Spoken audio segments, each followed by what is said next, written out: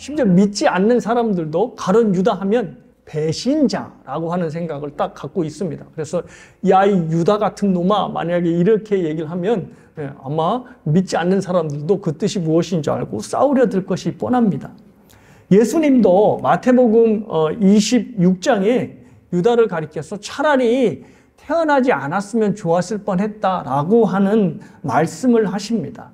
그러니까 유다의 인생이 너무나 불행하게 그 인생이 끝나고 만 것이죠. 그래서 이렇게 태어나지도 차라리 태어나지 않았으면 좋았을 뻔한 사람에게도 뭔가를 배워야 하나라고 하는 생각이 들어서 좀 질문이 의아스러운 것도 있을 것입니다. 근데 왜 유다에게 우리가 배워야 하냐면 유다에게서 우리의 모습이 나타나기 때문입니다. 유다의 배신을 보면 사실 우리에게 나타나는 주님을 향한 크고 작은 배신들이 나타나기 때문입니다. 우리도 예수님께 참으로 충성스럽게 살겠다라고 자신의 다짐을 하지만 언젠가는 또 어떤 때는 믿음이 시들해지고 또 예수님을 배신을 하는 주님과 상관없는 삶의 모습을 보면서 내 안에도 유다의 모습이 있구나라고 하는 생각이 드는 겁니다.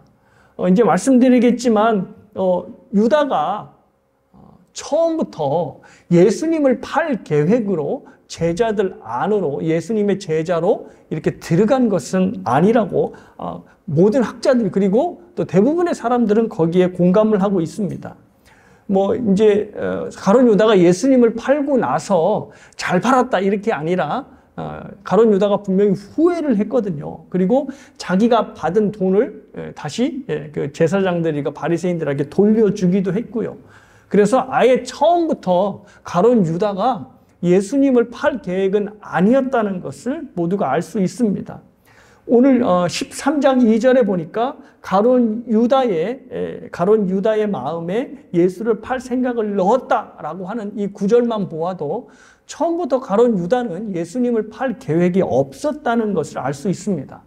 자, 그런데 무엇 때문인지 아니면 언제부터인지는 몰라도 가룟 유다의 믿음이 분명하게 변질이 된 것입니다.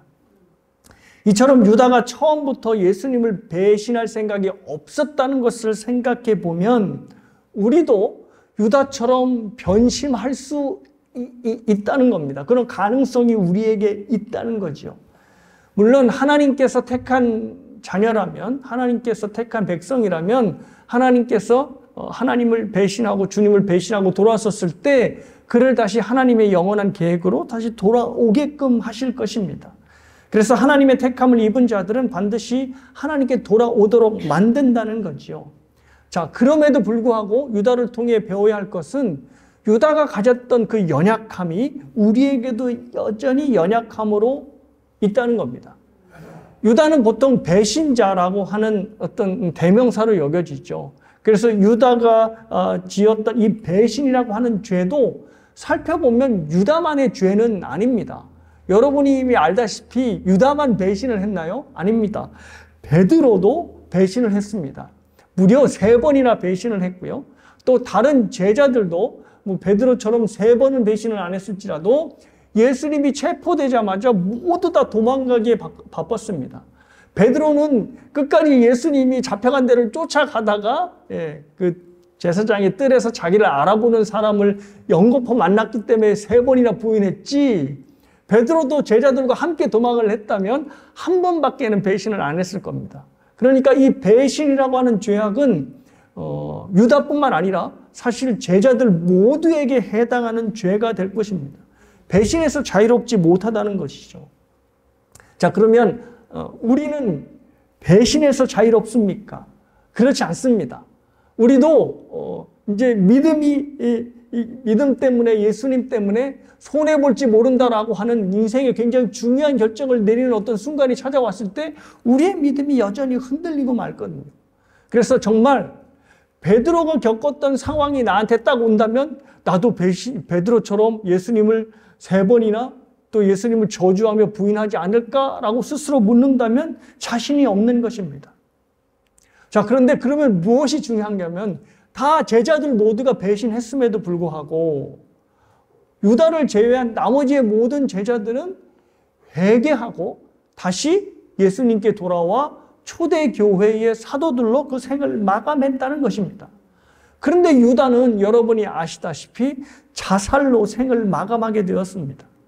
자, 그래서 여기에 대하여 우리가 배울 것이 있는 것입니다. 유다에게 보이는 죄악이 우리 안에는 없는지, 그리고 무엇이 유다를 회개하지 못하게 만들고 끝까지 무너지게 만들었는지, 그리고 사탄이 유다를 넘어뜨리게 했던 그런 결정적인 죄악들은, 유혹거리는 무엇인지를 좀 살펴보고자 합니다. 첫 번째 살펴볼 것은요, 이것입니다. 유다에게 배울 것은 자기를 주장하는 사람은, 끝까지 주장하는 사람은 절대 회개를 할 수 없다는 겁니다. 자, 말씀드렸듯이 유다만 배신한 게 아닙니다. 나머지 제자들도 예수님을 배신하였습니다. 그래서 그들 모두 다 예수님을 떠났지요. 그런데 그들이 다시 회개하고 예수님께 돌아와 사도로 끝까지 그의 인생을 완주했다는 것입니다. 그런데 유다는 그렇지 않았다는 거죠. 자살함으로 생을 마감했습니다. 근데 그 이유가 뭐냐면 회개했느냐, 회개하지 않았느냐의 차이가 달려 있는 겁니다. 회개하면 주님께 돌아올 수 있는 것이고요. 또 회개하지 않으면 끝내 유다처럼 생을 비참하게 마감할 수밖에 없는 겁니다. 유다가 똑같이 제자들과 함께 배신을 했지만 끝내 자살로 생을 마감했던 것은 그가 다른 제자들처럼 회개하지 않았기 때문입니다. 목사님, 혹시 가룟 유다가 예수님의 제자가 아니기 때문에 아예 회개할 기회를 주지 않은 건 아닐까요? 라고 물으시는 분들도 계십니다. 하지만 그렇지 않습니다. 오늘 처음부터 본문을 보면 예수님께서는 계속해서 가룟 유다에게 회개할 기회를 주셨습니다. 먼저 6장을 보시면, 6장에서 화면을 보십시오. 화면을 보시면 6장에서 예수님께서 제자들을 뽑을 때의 장면이 나오는데, 그때 가룟 유다가 벌써 자신의 제자가 아니고 마귀인 것을 아셨습니다. 그러니까 뽑을 때부터 알고 계신 거죠. 그런데 그 가룟 유다를 처음부터 끝까지 예수님은 냉담하게 대하지 않으셨습니다. 계속해서 공생애 동안에 틈만 있을 때마다, 특별히 십자가의 사건이 가까울수록 그에게 회개의 기회를 주셨습니다. 오늘 본문에도 회개할 기회를 분명히 유다에게 보여주셨고 주신 것을 우리가 짐작해 볼 수 있습니다. 지난주에 말씀드린 것처럼 예수님께서 제자들의 발을 닦을 때 누구의 발도 그 안에 들어가 있었죠? 가룟 유다의 발도 있었습니다. 예수님을 팔 계획을 한 가룟 유다의 발을 닦아주시는 예수님을 보면서 무엇을 예수님이 기대하셨겠습니까? 가룟 유다야, 필히 회개하거라 라고, 그 마음을 뉘우치고 돌이키거라 라고 하는 생각으로 발을 닦아주지 않았겠습니까? 자신을 팔아 넘길 걸 아셨음에도 유다의 발을 닦아주신 것입니다. 그리고 26절을 보니까 예수님께서 떡 조각까지 유다에게 주셨다는 것을 알 수가 있습니다. 유다에게 떡을 주셨다라고 하는 것은 유다가 가까이 앉아 있었다는 것을 의미합니다. 그러니까 지금 이게 예수님께서 사랑하시는 제자, 즉 요한이 나오는데 요한이 가장 근접하게 앉아 있었고, 그리고 요한의 근접함에 못지않게 가룟 유다도 예수님의 가까이 앉아 있어서 예수님께서 떡을 찍어서 줄 만큼의 거리에 있었던 것으로 충분히 생각해 볼 수 있습니다. 그렇다는 것은 예수님께서 가룟 유다를 끝까지 자기 주변에, 자기 측근에 가까이 두셨다는 것을 의미합니다. 그러니 가까이 가룟 유다를 두어서 예수님의 모든 모습을 보고 돌이키길 원하신 거죠. 그리고 이 떡을 떼어준다는 것도 의미가 있습니다. 당시 식탁의 법도에서 떡을 떼어준다는 것은 그 떡을 떼어주는 사람에게 극진한 대접을 한다라고 하는 의미가 있었다고 합니다. 그러니까 예수님께서 떡을 떼어주신다는 그 의미는 가룟 유다를 극진하게 대접할 마음이 있으셨다는 것을 의미한다는 겁니다. 그리고 또 하나, 예수님께서 떼어주시는 그 떡은 그냥 떡이 아닙니다. 제자들에게 이 떡을 뭐라고 설명했죠? 예수님의 살이라고 설명했죠. 그러니 예수님께서는 지금 떡을 그냥 떼어준 것이 아니라 자신의 살을 떼어주신 겁니다. 즉 자신이 가룟 유다를 위하여서 죽는다라고 하는 그 죽음을 떡을 떼어주심으로 표현해 주셨던 겁니다. 말씀대로 그리고 예수님께서 하신 행위대로 이 모든 행위 자체들이 다 가룟 유다가 회개하기를 바라셔서 이런 행동을 해 주신 겁니다. 그런데 예수님의 살을 받아든 가룟 유다는 어떻게 했죠? 결국 예수님을 팔 결심을 꺾지 않고 예수님을 팔러 어둠 속으로 들어가고 말았습니다. 유다가 회개하길 기대하며 직접 말씀하시기도 하셨습니다. 자, 11절을 보시면 너희가 다 깨끗하지 않다라고 하는 말씀을 하셨죠. 제자들 듣는 데서 이 말씀을 다 하셨습니다. 그러니까 이 말을 가룟 유다는 분명 자기한테 하는 얘기라고 알아들으실 것입니다. 그리고 18절에 보면 구약을 인용하시는데 그래서 성경을 응하게 하려 함이라는 말씀을 하시죠. 근데 이 18절에 인용한 구약이 다윗이 압살롬에게 배신당했을 때 읊었던 시편 41편을 말씀한 것입니다. 자, 이것은 압살롬의 배신을 염두에 두고 그 시편을 말씀하셨으니 당시 제자들은 구약을 잘 알잖아요. 그러니 저 시편을 이야기한 것은 우리 중에 배신자가 있다는 것이구나 라는 것이고 그것을 분명히 가룟 유다는 알아들었을 것입니다. 또 21절에 너희 중에 나를 팔 자가 있다라고 아예 선언을 하셨고 27절에는 유다를 보시며 네가 하는 일을 하라 라고 아예 말씀을 하셨습니다. 네 맘대로 해 라고 하기보다는 자, 네 뜻대로 하려면 해보거라 라고 한탄하시면서 말씀을 하신 것입니다. 왜냐하면 21절에 보니까 예수님께서 유다의 결정을 보시고 심히 괴로워하신 것이니 네가 하라라고 하는 이 말이 네 맘대로 해라고 포기한 것은 분명히 아니라고 읽혀지는 것입니다. 자, 이렇게 예수님의 행동, 예수님의 말을 보면 유다가 절대 사탄의 도구가 되는 것을 원치 않으셨던 것이 분명합니다. 이렇게 예수님께서는 직접적이고 때로는 간접적이게 유다가 회개하도록 계속해서 요구를 하셨던 것입니다. 그럼에도 불구하고 유다는 끝내 자신의 뜻을 관철하고 말았습니다. 사랑하는 여러분, 여기서 우리가 유념해서 봐야 할 것이 있습니다. 그것은 저와 여러분을 포함해서 모든 인간은 이렇게 하면 안 돼라고 생각하는 것이라 할지라도 그 악을 끝까지 고수하고 싶은 의지가 있다는 것입니다. 유다만 그런 것이 아니라 저와 여러분에게도 이 의지가 있다는 겁니다. 자기가 하나님이 되어서 자기 마음대로 살고 싶어하는 자기 주장의 의지가 저와 여러분에게 모두 다 있다는 것입니다. 이것을 보고 두려워하고 경계해야 합니다. 이 자기 주장의 의지가 결국 유다로 하여금 마음을 돌리는 데 실패하게 만들었고 끝까지 예수님을 팔 계획을 관철시키고 말았습니다. 주님의 뜻과 자신의 뜻이 충돌할 때 여전히 자신의 뜻을 쫓아 만드는 것이 바로 자기 주장의 의지인 것입니다. 사랑하는 성도 여러분, 수요 성경기도 때 죄에 대해서 저희들 배우고 있죠. 그 죄에 대해서 저희들이 배울 때 딱 죄의 모든 행위의 근본은 뭐라 말씀하셨죠? 자기가 하나님처럼 되고 싶어하는 의지를 꺾지 않는 것이다 라고 말씀을 드렸습니다. 자기가 옳다 여기는 것, 또 자기가 끝까지 이것은 맞다라고 생각하는 것을 주장하려고 하는 자기 주장의 의지가 기독교가 얘기하는 원죄이고 죄의 뿌리인 것입니다.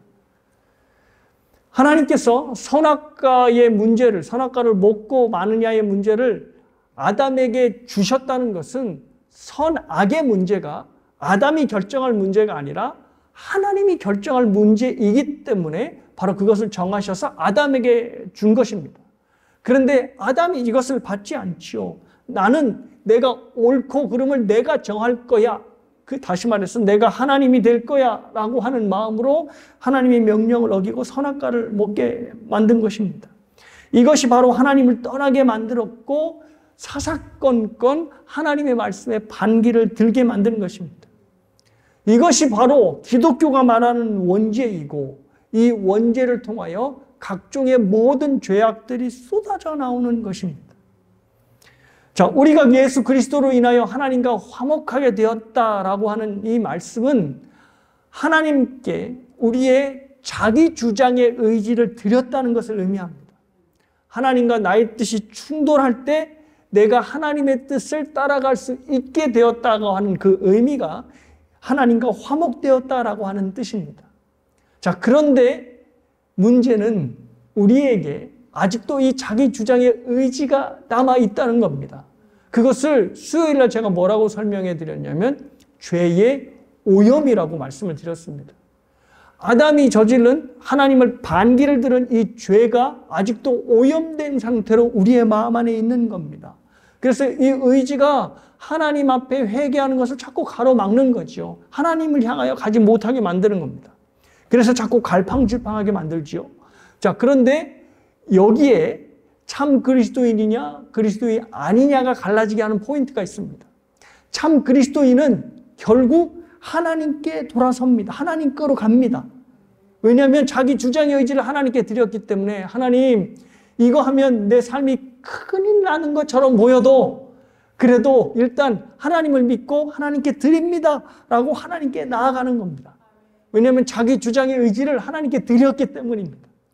그런데 불신자는 절대 하나님께로 돌아가지 않습니다. 왜냐하면 그는 자기 주장의 의지를 드리지 않았기 때문입니다.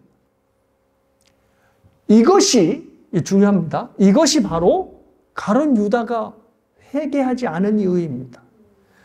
쭉 말씀에서 보셨지만 가룟 유다는 회개할 기회가 너무 많았습니다. 왜냐하면 예수님께서 계속 회개할 기회를 주셨기 때문입니다.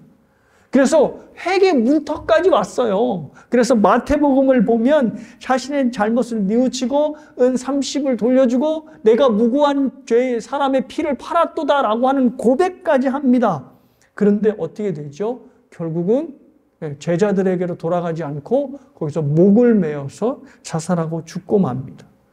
이런 겁니다. 나는 이제 용서받지 못할 죄인이 되었으니 내가 스스로 내 인생을 끊는다 라고 자기 주장의 의지를 관철시킨 것입니다. 그러니까 예수님을 팔 때도 자기 주장의 의지가 한몫했고요. 그리고 자신의 스스로의 목숨을 끊을 때도 자기 주장의 의지가 한몫을 한 겁니다. 그러니까 처음부터 끝까지 가룟 유다는 자기 주장의 의지에 사로잡혔던 것입니다.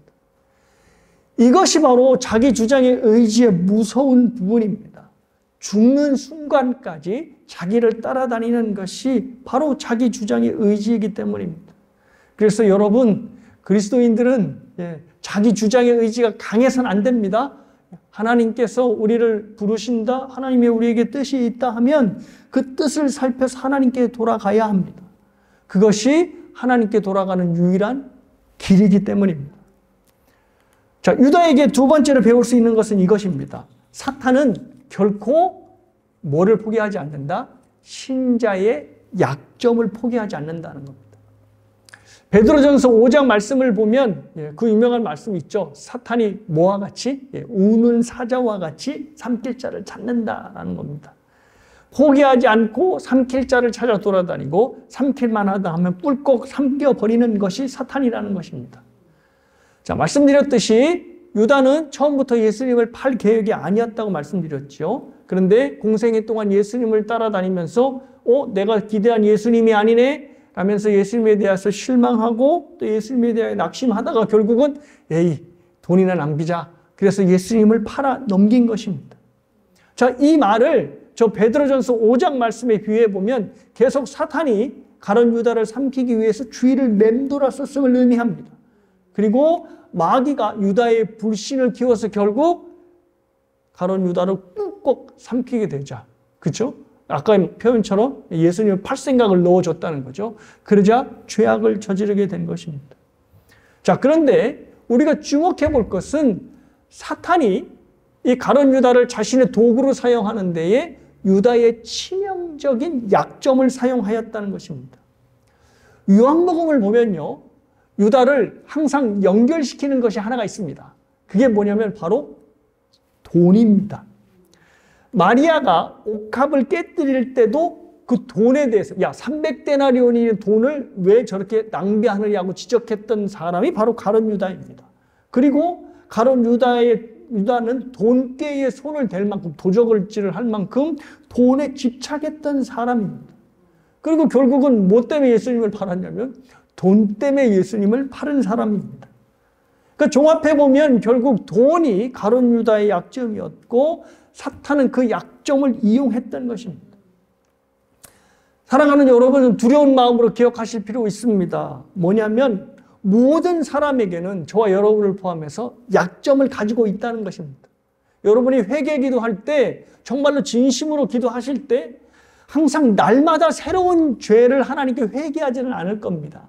항상 넘어지는 그 지점에서 또 넘어지고 하나님, 제가 또 그 죄악으로 넘어졌습니다라고 회개를 하는 겁니다. 그것이 바로 그 사람의 약한 지점입니다. 어떤 사람은 물질에 약한 지점이 있고요. 어떤 사람은 자녀에 대해서, 또 어떤 사람은 지나친 승부욕 때문에 약한 지점을 갖고 있습니다. 제가 들은 이야기인데요. 어떤 목사님이 승부욕이 너무 강해서 결국 교회를 사임하게 되었다는 말을 들은 적이 있습니다. 왜냐하면 이제 이분이 교인들하고 좀 가깝게 친해보고자 교인들과 함께 운동 경기를 한 겁니다. 근데 이분이 승부욕이 너무 강하다 보니까 교인들과 경기를 해도 반드시 자기가 이겨야 되는 거예요. 그래서 경기를 하면 이 목사님이 목자가 되지 않고 맹수로 변하는 겁니다. 그러니까 교인들이 그 목사님을 보고, 야, 저분은 목자가 아니라 우리를 잡아먹는 맹수다. 이렇게 돼서 결국은 정말이요, 마음을 돌렸다는 거죠. 그러니까 그 승부욕, 교인들한테도 나는 질 수 없다라고 하는 그 승부욕 때문에 결국은 교인들이 등을 돌린 것입니다. 그 목사님에게 있어서의 약한 지점은 바로 승부욕이었다는 겁니다.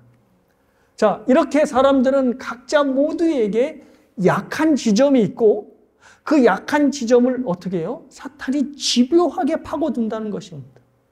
유다는 요한복음에 의하면 돈이 약점이었고 결국 돈에 관련해서 사탄이 유다를 딱 걸었고 그래서 결국 돈을 받고 예수님을 판 결과를 마련하게 된 것입니다. 돈 얘기를 했으니까 조금 이야기를 덧붙이겠습니다. 돈은요, 여러분이 예사롭게 보시면 안 됩니다. 돈은 그 어떤 것보다 우리 사람들을 특별히 신자들을 넘어뜨리는 강력한 힘을 가지고 있습니다. 예수님께서요, 어떤 사물을 인격체로 표현하신 적은 거의 없습니다. 근데 딱 한 번을 제외하는데 그것이 바로 돈에 대해서만큼은 그 돈을 그냥 무생물이 아니라 인격체로 설명을 하셨습니다. 그래서 예수님께서 이 말씀하셨어요. 하나님과 재물을 겸하여 섬기지 못한다. 그리고 하나님을 사랑하게 되면 재물을 미워하고 재물을 사랑하면 하나님을 미워하게 된다는 말씀도 덧붙여 하셨습니다.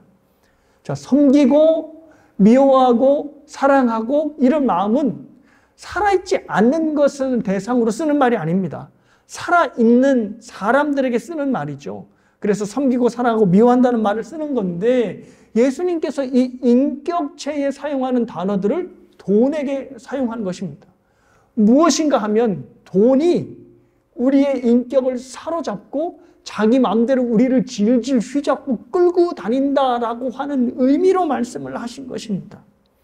돈이 우리의 인격을 지배하고 조정하는 일종의 영적인 인격체로 그렇게 말씀을 하신 것입니다. 영적인 것들은 사람의 헌신을 요구하거든요. 그래서 이 돈을 우상으로 생각하고 신으로 생각하면 저 그림에서 본 바와 같이 인생이 전체로 돈에게 끌려가게 됩니다. 저렇게 힘들게 질질질 힘들게 끌려가는 것을 알면서도 돈을 보면 저렇게 끌려가는 겁니다. 왜냐하면 돈이 그 사람의 인격을 사로잡고 끌고 가기 때문입니다. 여러분이 돈이 있으면 마음이 편하고 돈이 없으면 마음이 불안한 그 이유, 이게 바로 마음과 연결된 이유가 바로 돈이 바로 우리의 영혼과 마음을 사로잡는 인격체가 되기 때문입니다. 제가 유학생활을 하면서 이거를 아주 절실히 경험했다는 거 아닙니까? 유학 오기 전에는 통장에 얼마나 들어가 있는지 관심도 없었고 숫자가 뭔지도 관심이 없었습니다. 왜냐하면 한국에서는 벌 수 있으면 내가 언제든지 과외를 하면서 벌어도 되고 하니까 문제가 될 게 없었거든요. 그런데 미국에 딱 오니 달라지는 겁니다. 통장에 찍힌 그 숫자가 와, 사람의 마음을 들었다 놨다 하는 겁니다. 완전히 뭐 이게 패닉이 되게 했다가도 또 언제는 뿌듯하기도 했다가도. 그래서 그 경험하는 저를 보면서 야, 미국에서 살려면 참 조심해야 되겠구나. 미국에서 살려면 돈이 삶을 인도하는 주인이 아니라 하나님이 주인인 것을 확신하지 못하면 늘 통장에 찍힌 숫자를 보고 불안해하겠구나라고 하는 것을 절감하게 되었습니다. 사랑하는 여러분, 기억하십시오. 저와 여러분이 미국에서 그나마 이렇게 살게 되는 것은 통장에 적힌 숫자의 힘이 아니라 바로 하나님께서 저와 여러분을 살게 하시기 때문입니다. 아내가 뭐 요즘 부쩍 그런 얘기를 하는데, 미국에서 지금까지 뭐 20년 가까이 지금 살고 있는데 유학 가서요. 20년 동안 우리가 어떻게 살았나 몰라 라는 이야기를 하는 겁니다. 그러니까 그 사는 삶 그 자체가 너무너무 신기한 겁니다. 그러면서 결론이 뭐냐면, 야, 하나님께서 그래도 지금까지 우리를 살게 하시지? 라고 하는 결론으로 꼭 이어지는 겁니다.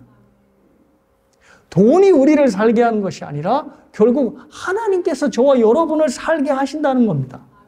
근데 이거를 놓치면 어떻게 돼요? 결국 숫자에 의해서, 돈에 의해서 우리가 천당과 지옥을 오르락 내리락 하는 것입니다. 사랑하는 여러분, 우리의 인생을 누가 끌고 가시죠? 돈이 아니고 자녀가 아니라 바로 하나님이 우리를 끌고 가신다는 겁니다. 이것을 놓치면 자녀가 되었던, 돈이 되었던, 경력이 되었던 결국 그 모든 것들이 우리의 삶의 주인이 되어서 우리를 끌고 간다는 것입니다. 그리고 사탄은 여지없이 그것을 우리의 약점으로 탁 걸어서 우리를 사로잡아 가는 것입니다. 주님께 나의 모든 것을 넘겨드리는 여러분 모두가 되시길 주님의 이름으로 축복합니다. 세 번째 보십니다. 세 번째 유다에게 배울 것은 저겁니다. 죄를 지어도 주님 곁에 있어야 한다는 겁니다. 자, 오늘 그렇게 많이 예수님께서 유다에게 회개의 기회를 주어도 유다의 삶의 결론은 이것이었습니다. 30절을 보니까 유다가 그 조각을 받고, 그 조각은 빵 조각인데 이건 빵이 아니라 예수님의 살이라고 그랬죠. 예수님의 살을 받고 곧 나가니 밤이러라 이렇게 되어 있습니다. 요한복음에서 밤이라는 게 자주 나오는데요. 이 밤은 그냥 뭐 해가 떨어진 저녁을 얘기하는 것이 아니라 결국 죄악으로 가득한 어두운 세상 안으로 들어갔다는 겁니다. 그러니까 예수님의 살을 받고 유다가 결국 어떻게 해요?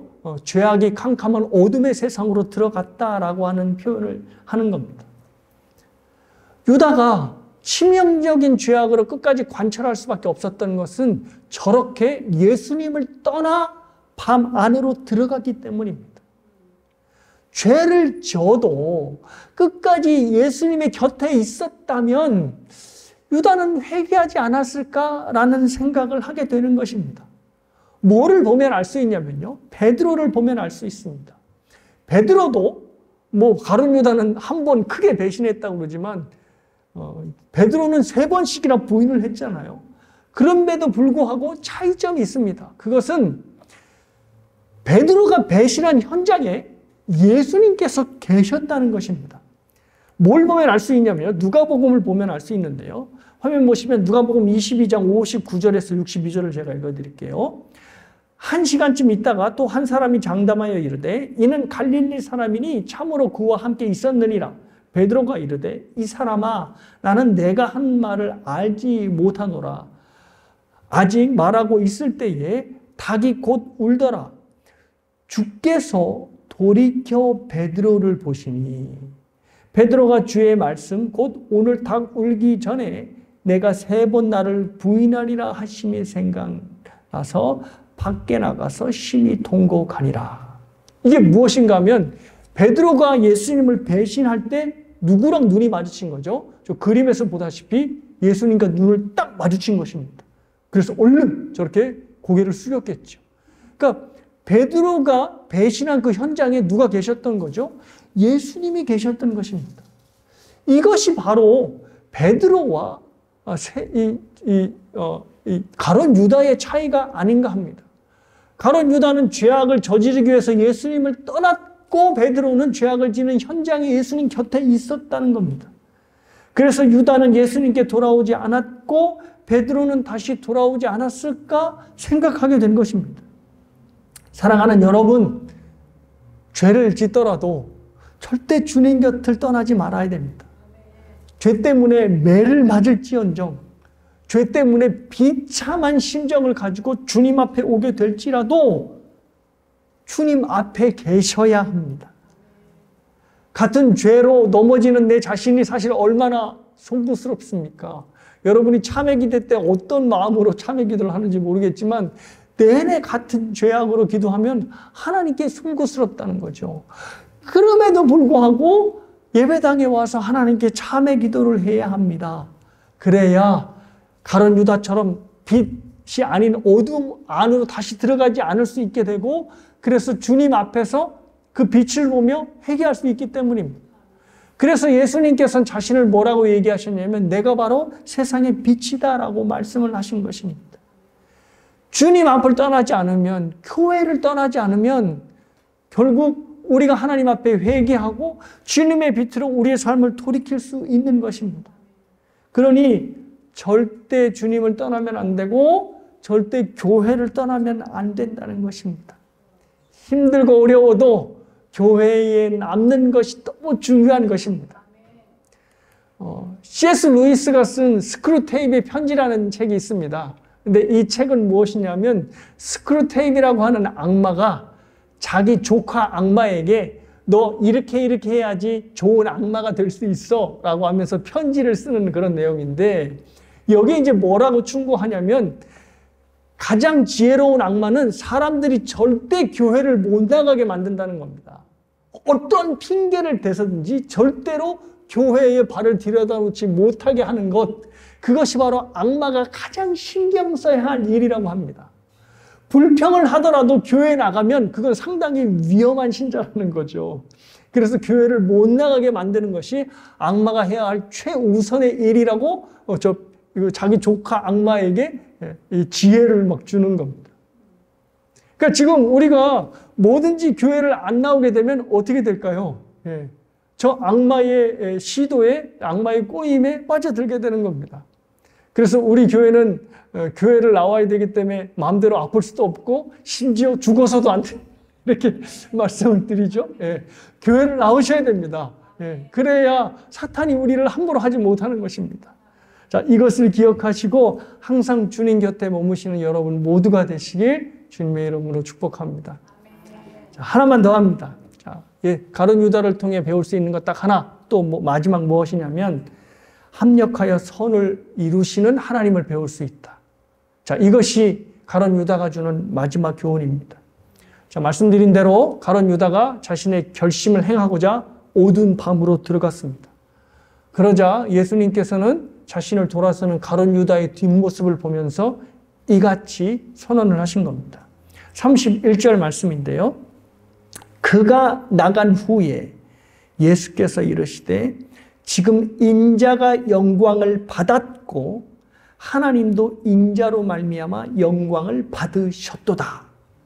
자, 지금 성자 하나님 그리고 성부 하나님이 영광을 받으셨는데 무엇을 통해서 영광을 받으셨냐면 가룟 유다가 자신의 죄악을 행하고자 딱 나갔을 때 그때 영광을 받으셨다는 겁니다. 그러니까 즉 가룟 유다의 악을 통해서 영광을 받았다는 것이죠. 자, 이것이 가룟 유다를 통해 최종적으로 배워야 할 겁니다. 하나님은 악을 통해서도 영광을 배우신다는 것입니다.